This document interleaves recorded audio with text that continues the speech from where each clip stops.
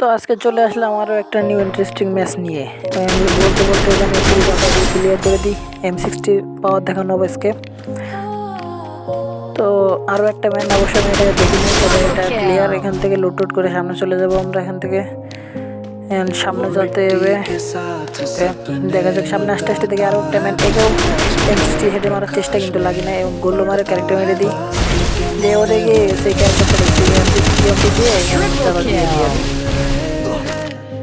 এখানের ফাইট শেষে যাচ্ছিলাম সামনে, উপর দিকে পিছন থেকে একটা ম্যান ড্যামেজ দিয়েছে। দেওয়ার পরে ঘুরে হেড মেরে দিয়ে বুঝতে পারলাম যে ওর নেট ছিল না, মানে আমাকে ড্যামেজ দেওয়ার পরে নেট চলে গেছে আর কি।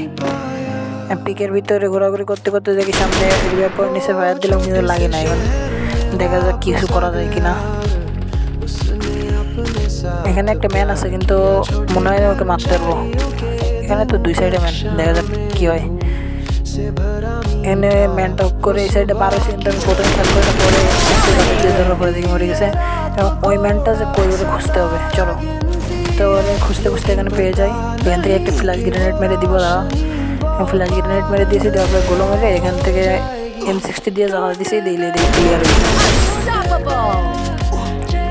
তো যারা যারা এই পর্যন্ত ভিডিওটা দেখছো একটু লাইক সাবস্ক্রাইব করে দিও নতুন হলে। এখান থেকে আমি একটা গাড়ি দেখতে পাই, গাড়িকে আমরা M60 দিয়ে যাতা দিয়ে দিই। M60 দিয়ে যাতা দেওয়ার পরে দেখি লেগে যায়, এখানে হেডশট লেগে যায়। তারপরে আমরা এখান থেকে সামনে যাই, এখানে লুট শেষ করে সামনে চলে যাব। সামনে এসে দেখি একটা ম্যানেজার যাতা দিয়ে দিই। এখান থেকে যেখানে ঘুরে পিছনের দিকে যাচ্ছিলাম, মানে জোনে ঢোকার চেষ্টা করতেছি, তখন দেখি আরও একটা ম্যান। তো একেও আমরা এখান থেকে M60 দিয়ে কথা দিয়ে দিই। দেওয়ার পর দেখি আরেকটা, মানে দুটো ফাইট করছিলাম, আমি মাঝখান দিকে থার্ড পার্টি করে ফেলাইছি। এখন লুট করতে এসে পড়ে গেছি বিপদে, সামনে থেকে আরেকটা ম্যান।